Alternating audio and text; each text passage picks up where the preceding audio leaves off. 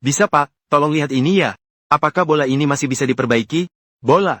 Tapi seorang pandai besi yang lain mengatakan bahwa bola tidak bisa diperbaiki begitu saja. Tapi bagian alas bola masih bisa. Setelah mengatakan begitu, dia lalu membawa bola dengan langkah-langkah yang panjang. Dia kemudian sampai di toko seorang pemuda Pakistan berusia 50 tahun. Pemuda itu dengan cepat memberikan solusi perbaikan setelah sekilas melihatnya. Dia langsung mengukur parameter bola dengan penggaris. Dia berencana untuk membuat replika persis 1:1.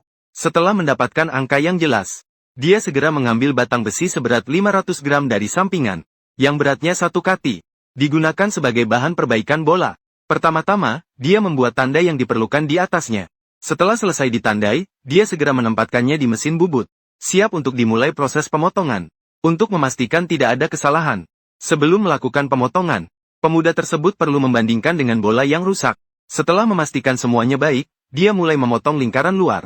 Bagian pertama yang dipotong adalah sekrup bagian alas bola. Karena bagian ini paling sulit diolah, dia harus mengolah batang besi dengan diameter 6 cm tersebut.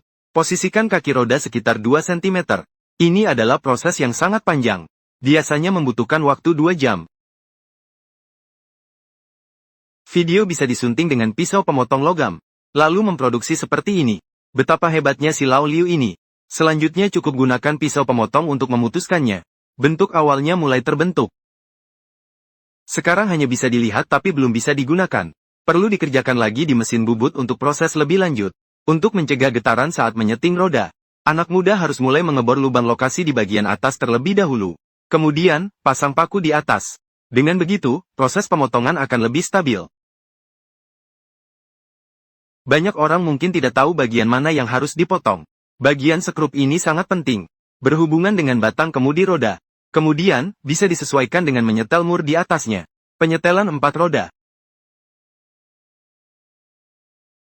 Setelah membentuk kontur luar roda, perlu juga di bagian atasnya, memproduksi ulir yang sesuai dengan mur setel.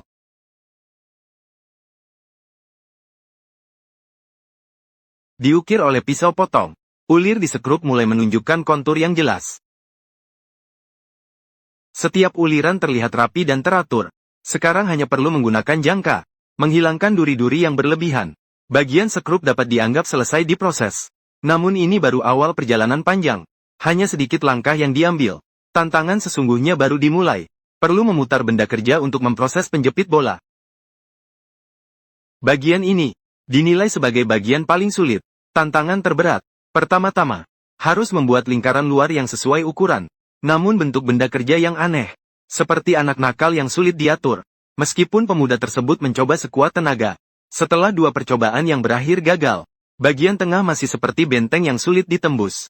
Tidak bisa menyelesaikannya. Karena itu, pemuda terperangkap dalam pikiran yang dalam. Seperti kesulitan yang dihadapi oleh seorang pejuang. Dalam merencanakan strategi untuk mengalahkan musuh. Di tengah kerumitan, terasa tak ada jalan keluar. Di saat kesulitan, datang kembali kebahagiaan. Akhirnya, ia mendapat kilau ide cemerlang. Sekejap, hanya bisa menariknya ke meja pemegang. Di sini diputuskan untuk menggunakan penggiling sudut, memotong bagian yang berlebihan. Apakah teknik pemotongan ini bagus atau tidak, itu belum dibahas. Tetapi melihatnya, bahkan staf keamanan pun merinding. Namun, hanya memotong belum cukup. Seperti membangun gedung pencakar langit. Fondasi harus kuat dan kokoh. Perlu juga untuk menghaluskan sudut-sudutnya.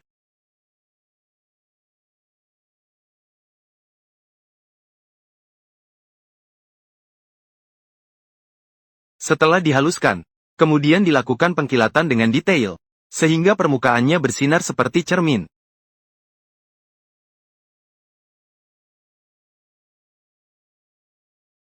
Semula dianggap hanya perahu yang melintasi Gunung Ganang.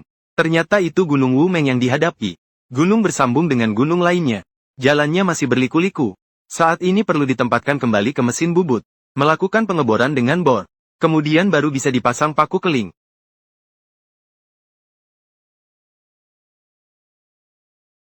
Tapi dengan berdekatan dengan bor, pengolahan pasti tidak akan menghasilkan profil yang akurat yang dibutuhkan. Setelah berhasil mengebor lubang besar, perlu menggunakan pahat cacing juga untuk memperluas pengolahan. Perlu diperluas terus sampai bisa dipasang tutup belakang. Setelah ukuran yang dibutuhkan dihasilkan, pinggiran juga harus dihaluskan. Barulah bisa menepuk bagian tepi. mengemas rapat penutup belakang.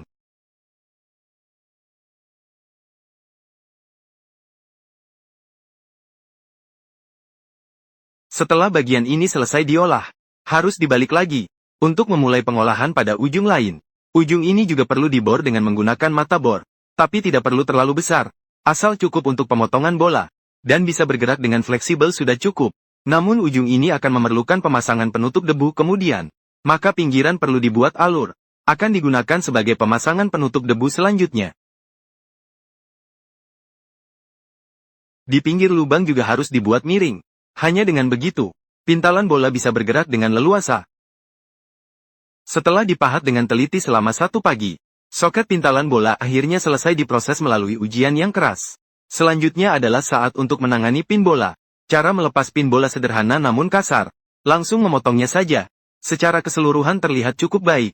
Hanya ada sedikit cacat kecil. Namun cacat-cacat kecil ini bagi sang tukang, seperti pasir di mata yang tidak bisa ditoleransi. Maka dia harus meletakkannya di atas mesin bubut, memperbaiki ulir yang rusak ringan dengan menggunakan insert pahat.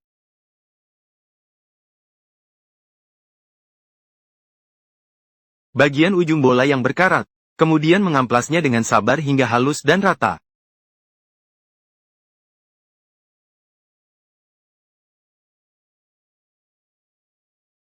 Setelah melalui proses pengolahan yang cermat, meskipun pin bola terlihat tidak seperti baru, namun juga tidak terlihat kuno.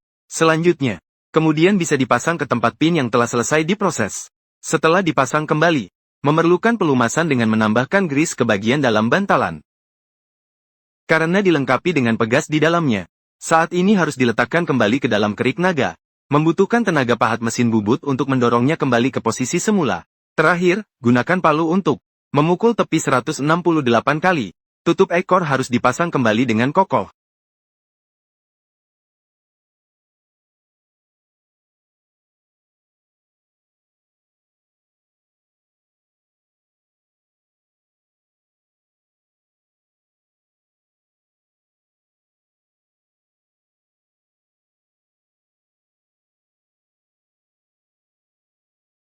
Karena bagian yang sudah terkena pukulan, akan menunjukkan kondisi berlubang dan tidak rata. Oleh karena itu, sekarang si pemuda akan menghaluskan permukaan yang tidak rata ini. Dikencangkan dengan rata. Setelah dipoles, balikkan ke posisi semula. Periksa dengan teliti apakah palu dapat bergerak dengan baik. Setelah dipastikan tidak ada masalah, pemugaran palu ini bisa dianggap berhasil. Sekarang terlihat sama seperti baru. Seperti yang diperbaiki dengan baik. Seperti yang dijanjikan oleh si pemuda. Dapat dipastikan dia menggunakan sampai rusak. Kemudian oleskan sedikit mentega di atasnya. Pemasangan tutup debu akan menyelesaikan pemugaran ini. Tidak ada yang terlalu sulit di dunia ini. Asalkan ada kemauan. Si pemuda dengan keahlian dan usahanya memberi bola yang tampaknya sudah rusak mendapatkan kesempatan kedua.